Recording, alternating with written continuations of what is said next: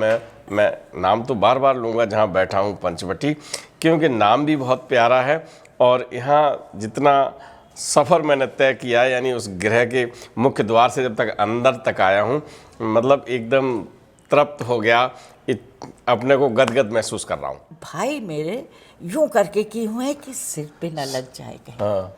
दूसरे हाथ से उनका हाथ दबा दिया। हाँ। एक हाथ से ऐसे यूं करके और अब दूसरे हाथ से उसको दबा दिया। हाँ।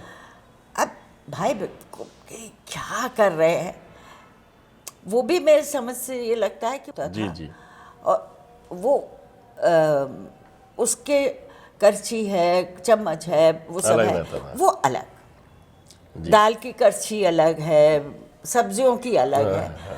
तो कभी हमारा कोई भी बड़े से बड़ा वेजिटेरियन आ जाए,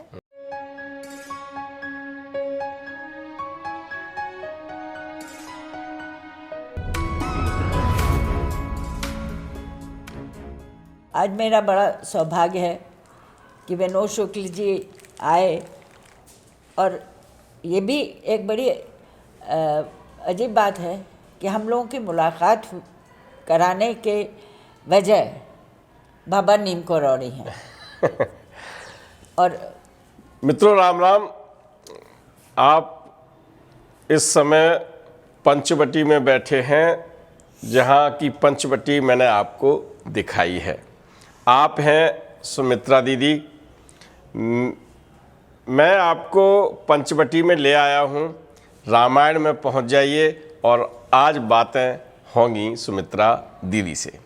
नमस्कार, आप देख रहे हैं धर्मदर्शन पत्रिका का यूट्यूब चैनल दस्तक मीडिया। मैं विनोद शुक्ल आपको सुनाता हूँ बाबा नीम करौरी की अद्भुत गाथाएं। अद्भुत गाथाओं की श्रृंखला में एक श्रृंखला चलती है, जिन्होंने बाबा नीम करौरी का सानिध्य पाया है, जिन्होंने उनके साथ सुखद पल बिताए हैं, उनसे मिलने का जो सौभाग्य मिलता है, उसी श्रृंखला में मैं नाम तो बार बार लूँगा जहाँ बैठा हूँ पंचवटी, क्योंकि नाम भी बहुत प्यारा है और यहाँ जितना सफ़र मैंने तय किया, यानी उस गृह के मुख्य द्वार से जब तक अंदर तक आया हूँ, मतलब एकदम तृप्त हो गया, अपने को गदगद महसूस कर रहा हूँ। दीदी से हम आशीर्वाद लेते हैं। आप सोचते होंगे कि आप अकेले अकेले आशीर्वाद ले रहे हैं, तो हम फिर आशीर्वाद लेते हैं और आप मन स्थिति से आशीर्वाद ले लीजिएगा। आपने जैन ओगरा साहब की कहानी सुनी होगी, आपने उनके सुपुत्र राजन ओगरा की बातें सुनी होंगी, और आप हैं राजन जी, बड़े हैं कि छोटे हैं? नहीं, मैं छोटी हूँ। आप छोटी हैं जी। वो बड़े भैया हैं। वो बड़े भैया। कितने भाई हैं? ना, हम लोग मेरे 4 भाई।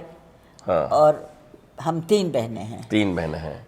वैसे बहुत दुख की बात है कि मेरी बड़ी बहन जी, जो मेरे लिए माँ के समान थी, वो नहीं अब हैं जी। और उनको बाबा जी कहते थे ये मेरी लड़की है जी। उनको हमेशा कहते थे ये मेरी लड़की है, और बहुत उनको आशीर्वाद देते थे। और 2 भाई, एक मुझसे बड़े, एक राजन भाई से छोटे भाई जी, और एक मुझसे छोटा भाई। अच्छा। ये 3 अब नहीं हैं। अच्छा, कहाँ कहाँ रहते हैं? एक भाई बड़े, जो मुझसे बड़े थे, वो बैंक ऑफ इंडिया में काम करते थे जी, और जो मुझसे छोटा वाला था वो बॉम्बे में कॉर्पोरेट वर्ल्ड में काम कर रहा था। अच्छा। रिटायरमेंट के बाद इलाहाबाद आया और फिर अच्छा खासा था, बस एक दिन उसकी कुछ तबीयत 2-1 दिन घर में थे, थोड़ी बिगड़ी। जी जी। डॉक्टर के यहाँ लेके गए, हॉस्पिटल में एडमिट किया। 1 महीना भर में जी। उसकी हालत बिगड़ती चली गई एंड ही वॉज नो मोर। उसके मतलब घर में मेरे सबसे बड़े भाई जो हैं, जो राजन भाई से भी बड़े हैं जी, वो अब 95 कंप्लीट करेंगे। और कहाँ रहते हैं वो? वो नोएडा में है, नोएडा अपनी में बेटी के पास। अच्छा। मगर वो ऊंचा सुनने लग गए हैं जी, और उनको थोड़ी तकलीफ़ें हैं। जी। तकलीफ़ें इन द सेंस कि वो जो बुढ़ापे को थे, वरना वो मुझसे ज़्यादा एक्टिव है, जी, कि वॉक करने जाते हैं, सब करते हैं और बड़े संयम से रहते हैं, और शुरू से बहुत संयम से रहे। मिलवाऊंगा। ठीक है ना। आप याद रखना, मैं वायदा करता हूँ तो पूरा भी करता हूँ, उनसे भी मिलवाऊंगा। उनको बाबा जी की उनको भी बहुत याद है, क्योंकि वो सबसे बड़े हैं। तो बाबा जी जिस दिन आए थे जी। उसकी कहानी वही बता सकते हैं। अच्छा। और मैं ख्याल से उस वक्त वो 17-18 बरस के थे, तो उनकी तो याददाश्त में बहुत वो है। अच्छा। और पुरानी बातें जैसे ओल्ड एज में लोगों को याद रहती हैं, तो वो उनको काफ़ी बातें याद हैं। जी। और मुझे जो सबसे पहले बाबा जी के दर्शन हुए जी, वो 1952 में, जी, जहाँ तक मुझे याद आ रहा है। जी, जी, 1952 में एक दिन एक गाड़ी रुकी हमारे बाहर, और हम लोगों ने देखा कि जॉइंट मैजिस्ट्रेट साहब जो थे, जो जिनका हमारे घर में बहुत आना जाना रहता था, जी, श्री सुशीतल बनर्जी जी, वो आए। अच्छा, जी, 1952 में मैं उस वक्त 5-6 बरस की नहीं होंगे। जी, तो मैंने देखा कि सुशीतल दा आए हैं, जी, और उनके संग एक अच्छे खूब तगड़े हंसते हुए एक मोटे ताजे कोई आया है। जी, सफ़ेद धोती पहना है, सफ़ेद एक धोती ऊपर शरीर पे है, और कूदते हुए हम भी उनके पीछे पीछे चल दिए। अच्छा, जिधर वो जा रहे थे। वो हमारे घर में एंटर किए, और ऐसे वो जो मतलब मुझे याद है जी, कि जी, जी, बड़ी फेंट रिकलेक्शंस हैं कि वो सीधे ड्राइंग रूम क्रॉस करते हुए, मेरे बाबा जी। भी हम लोग के संग थे। क्या शुभ नाम था बाबा का?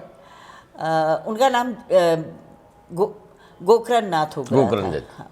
वो गोला गोकर्ण नाथ में पैदा हुए थे, तो उनके माता पिता ने उनका जी, नाम जी, जी, गोकर्ण नाथ जी, रखा जी, था।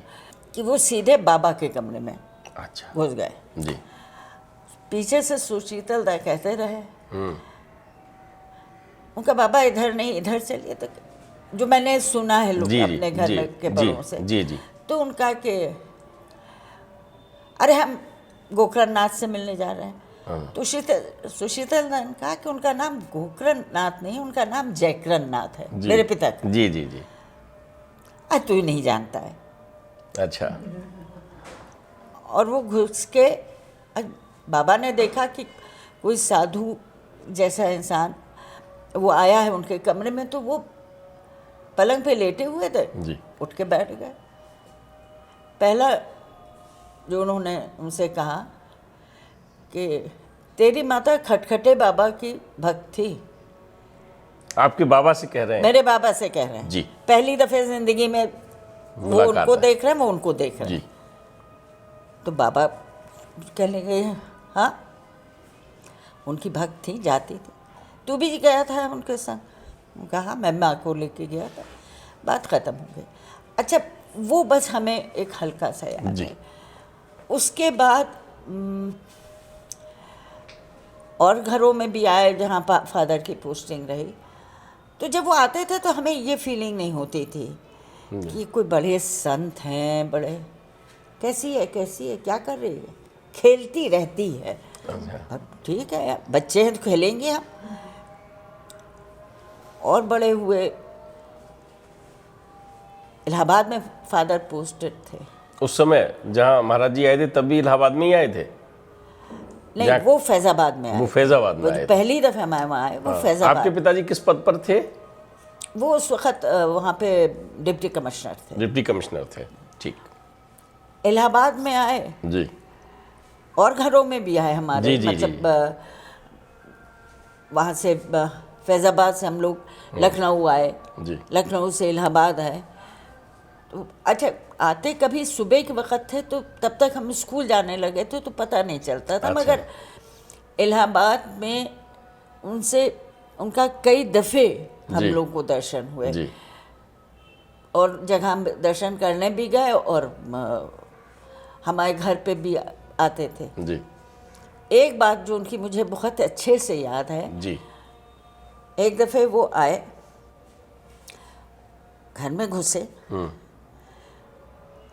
मदर ने पैर छुए। पैर छुए, माई, अब जो मैं I hope I can get that expression, माई बड़ी भूख लगी है, बड़ी भूख लगी है। बड़ी भूख लगी है।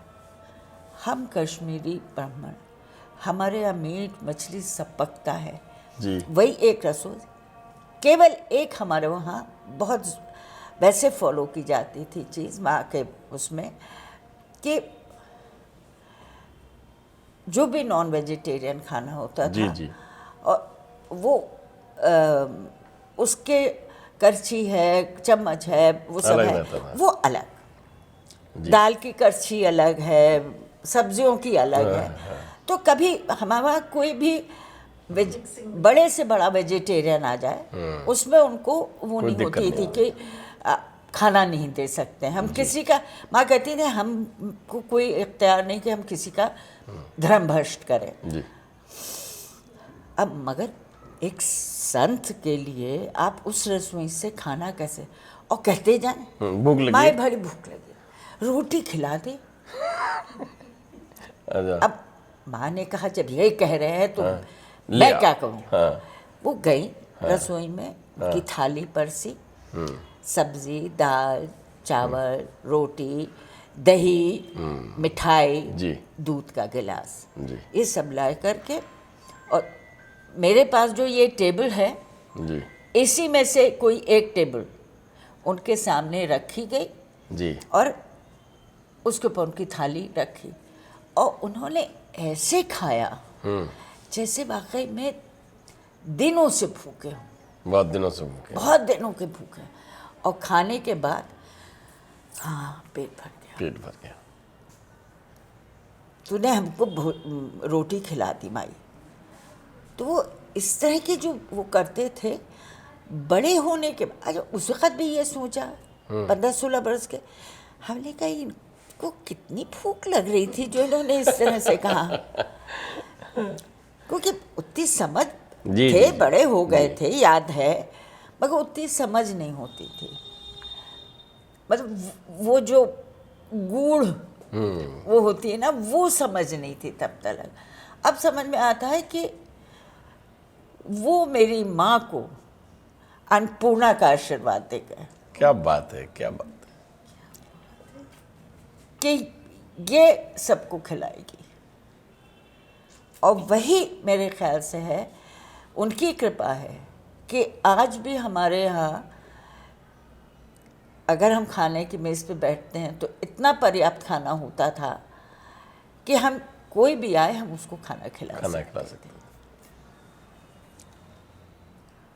बनारस में एक दो दफ़े आए जी तो वहाँ भी उनका ये, मेरे भाई राजन भाई, जी एक दिन वो आए, राजन भाई अपने पापा के हमारे गाड़ी के नीचे मोबिल ऑयल चेंज कर रहे थे। वो गराज में भेजने के कायल नहीं थे। अच्छा अच्छा। अब वो कह रहे वो लड़का कहाँ है बुला उसको, वो लड़का कहाँ है बुला उसको।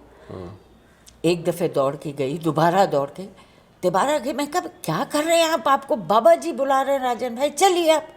खैर ये गाड़ी के नीचे से निकले, ड्राइवर से कहा कुछ मत करना मैं आकर हूँ, और इन्होंने अपने वो गंदे हाथ मोबिल ऑयल के गंदे से झाड़न में पूछे और ये पहुँच गए। इधर आ इधर आ इधर आ।